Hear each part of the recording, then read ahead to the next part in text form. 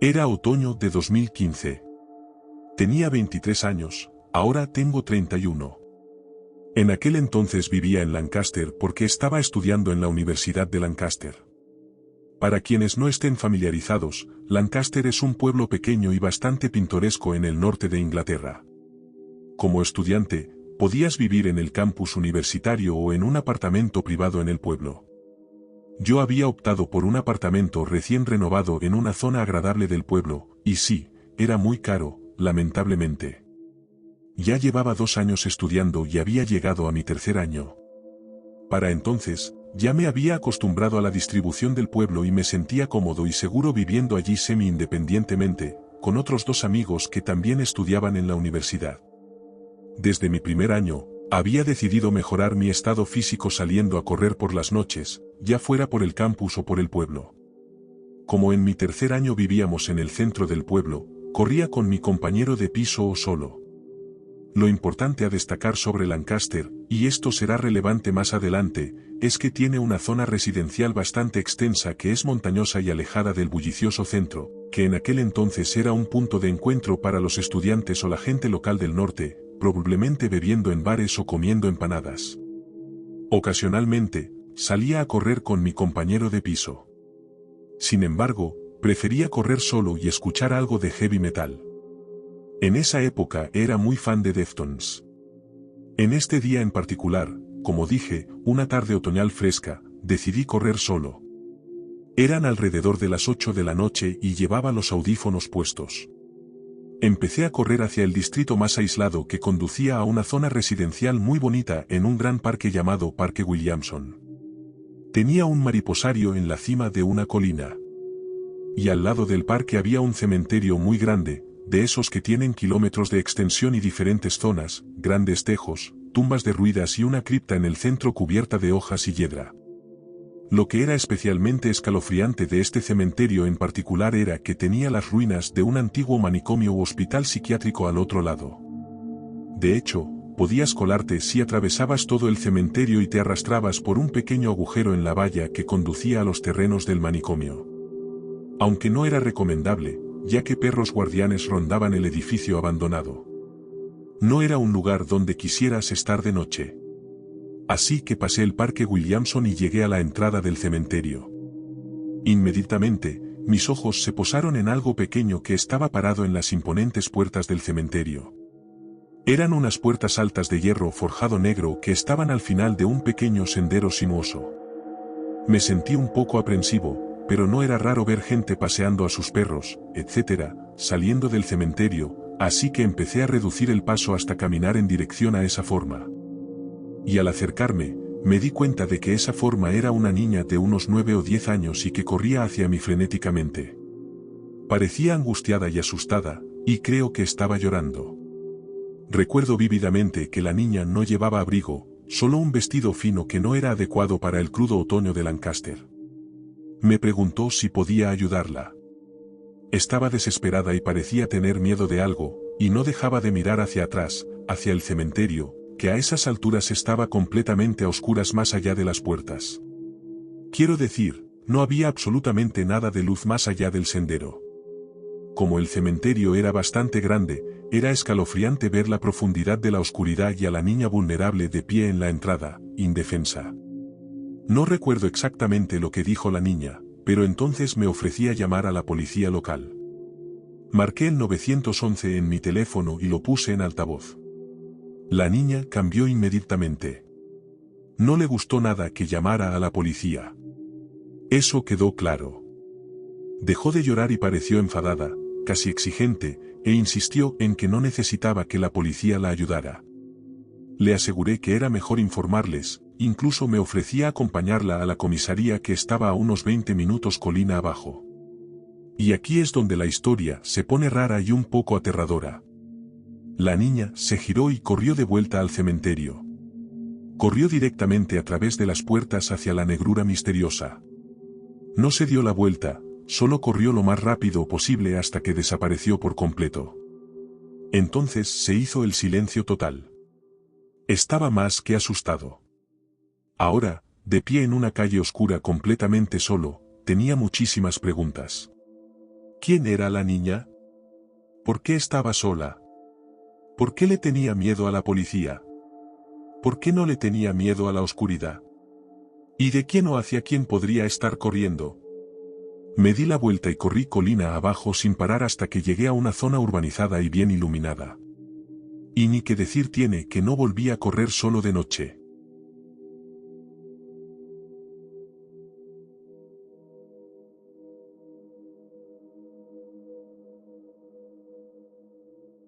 No era precisamente la chica más popular de la secundaria. Era simplemente una chica del montón, no lo suficientemente cool para andar con el grupo popular, pero tampoco lo suficientemente rara como para que me hicieran bullying. Honestamente, si le preguntas a la mayoría de mis compañeros hoy, probablemente ni siquiera se acordarían de mí. Crecí en una gran ciudad. No diré dónde, pero piensa en lugares como Detroit, Chicago o Filadelfia. Crecí en un lugar así, y mi vecindario era una mezcla de edificios de ladrillo descolorido y junglas de concreto. Siempre había ruido, bocinazos, sirenas y cosas así. Tenía su propio encanto, pero a veces se sentía un poco pesado. Y sí, definitivamente había bastante crimen. Como dije, no era súper popular. Mi peculiaridad, si se le puede llamar así, era que mi papá tenía un desguazadero con una trituradora de metal, y puede sonar un poco raro, pero honestamente era algo fascinante.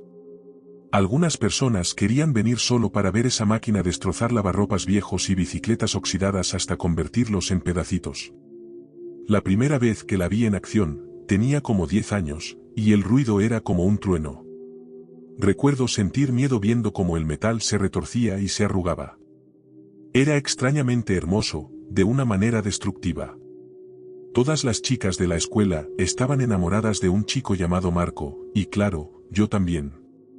Era una estrella de baloncesto que se ejercitaba todo el tiempo, además siempre parecía súper inteligente, como si entendiera de inversiones o algo así, y todo el mundo sabía que tenía algunos problemas familiares, pero aún así irradiaba confianza.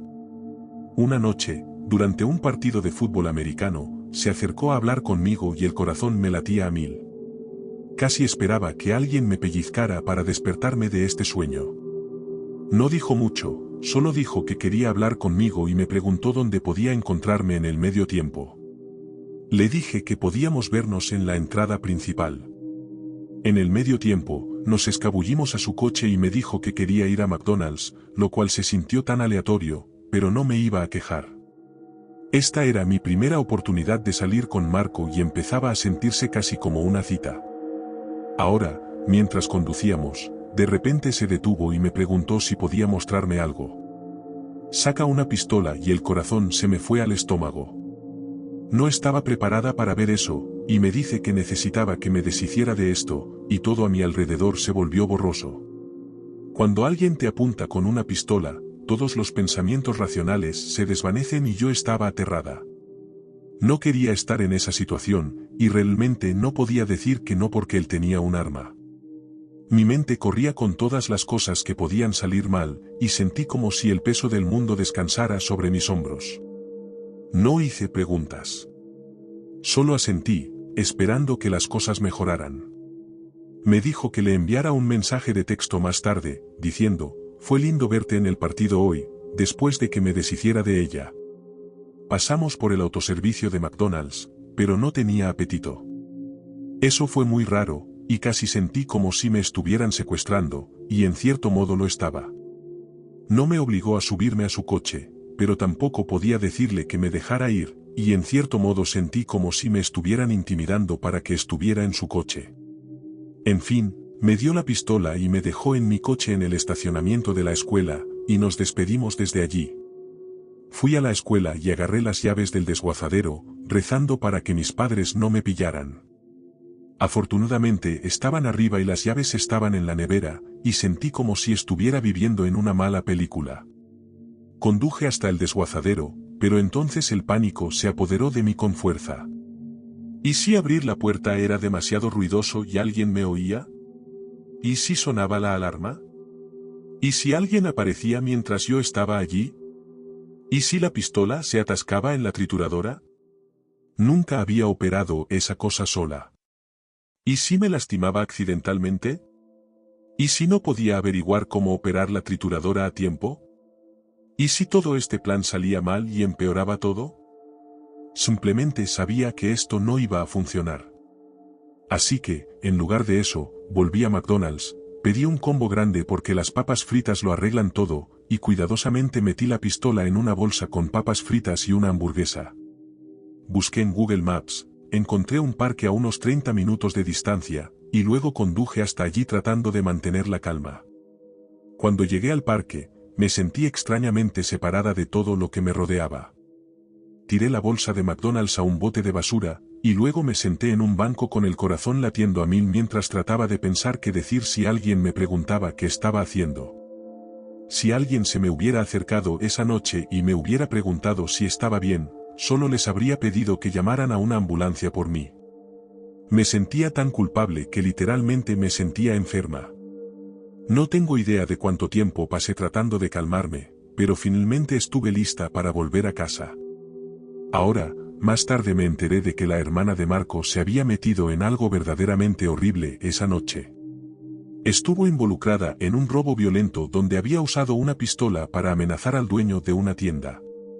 El dueño de la tienda no había cooperado con ella y ella había golpeado al hombre en la cabeza con la pistola, dejándolo ensangrentado y aturdido en el suelo. Afortunadamente, nadie murió, pero la brutalidad de todo me pareció aterradora y triste.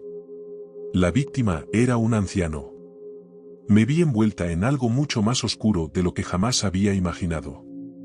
Cuando la hermana de Marco fue arrestada y finalmente acusada, yo estaba aterrada de que alguien descubriera lo que había hecho y me relacionara con ello. Sentía como si llevara un pesado secreto a cuestas y me estaba sofocando. La idea de ser interrogada por la policía o peor, y convertirme en sospechosa, me atormentaba y nunca volví a mencionar el incidente. Veía a Marco por la escuela y me aseguraba de ni siquiera hacer contacto visual y afortunadamente nunca volví a saber nada más al respecto. Los rumores se desvanecieron y la vida siguió. Cuando las chicas hablaban de Marco, yo decía lo justo para fingir que todo era normal. Todavía visito mi casa de vez en cuando y he visto a Marco por ahí. Siempre está rodeado de amigos, riendo y despreocupado, pero nunca hablamos. Es aterrador lo fácil que fui intimidada para participar en algo tan horrible, y cada vez que lo veo, me deja un escalofrío.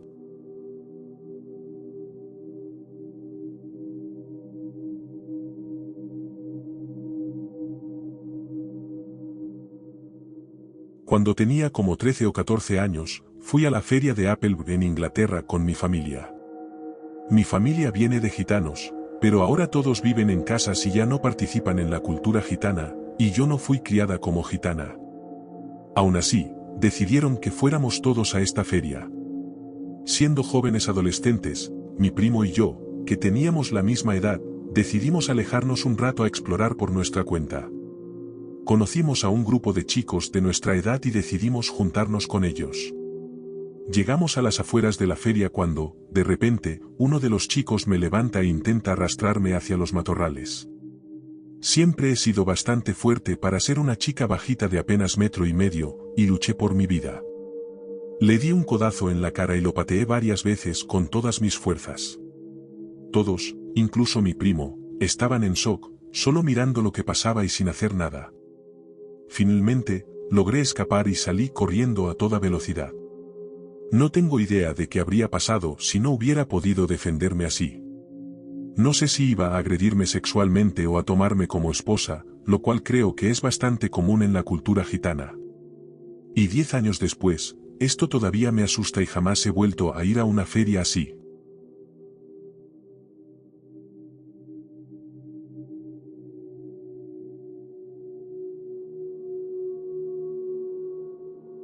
Para ponerlos en contexto, cuando esto pasó, tenía 17, ahora tengo 18, y fue justo antes de cumplir los 18. Estaba usando muchas aplicaciones para ayudarme a hacer amigos porque soy autista y me cuesta mucho hacer amigos en persona. Soy femenina pero trans, de mujer a hombre, sigo siéndolo y también asexual, así que, por la naturaleza de estas aplicaciones, puse que era asexual en mi bio. También puse otras cosas como mis intereses y entonces conocí a este tipo que vivía quizás a 1 hora de distancia y yo estaba buscando un amigo con quien fumar hierba y él dijo que sí. Ya sé, fui muy ingenua, pero bueno, planeamos 1 hora y yo lo esperé afuera. Él me trajo un cooler de vino y nos turnamos para darle caladas a su vapeador de marihuana. Tuvimos conversaciones profundas y significativas e hicimos clic de inmediato, lo que me pareció increíble. Al menos hasta un poco después, cuando estaba muy drogada. Tiendo a ser impulsiva y no conozco bien mis límites y se estaba poniendo muy frío, así que le dije que debía entrar. Él estuvo de acuerdo y empezó a acompañarme hacia mi ventana. Yo iba tropezando, sin poder ver derecho, y una vez que estuvimos en mi entrada, me pidió un abrazo antes de irse. Pensando que era algo lindo, le di el abrazo, pero lo siguiente que supe fue que estaba detrás de mí, con un cuchillo en mi cuello. Al principio, intenté defenderme, pero rápidamente me di cuenta de que no me llevaba a ninguna parte y solo me estaba haciendo más daño. En ese momento aterrador, pensé que me iba a convertir en otra víctima más de esos crímenes horribles que salen en las noticias, así que dejé de luchar y empecé a escucharlo, esperando que perdonara mi vida.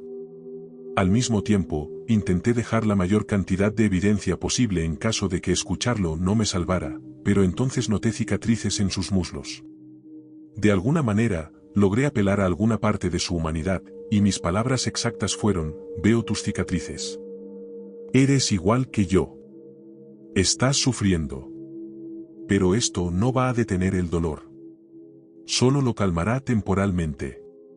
No sé cómo fui capaz de pensar tan lógicamente en un estado de pánico así, pero terminó salvándome la vida. Me dejó ir, pero solo después de que acepté volver a verlo.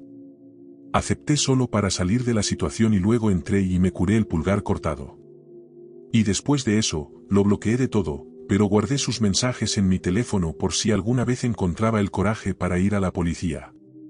Por supuesto, nunca más me volví a ver con él y nunca lo haré. Y lo que más me asusta es lo mucho que teníamos en común, nuestra mentalidad y personalidad. Sé que los depredadores como él a menudo dicen cosas que no sienten, pero nuestras conversaciones profundas se habían sentido tan reales.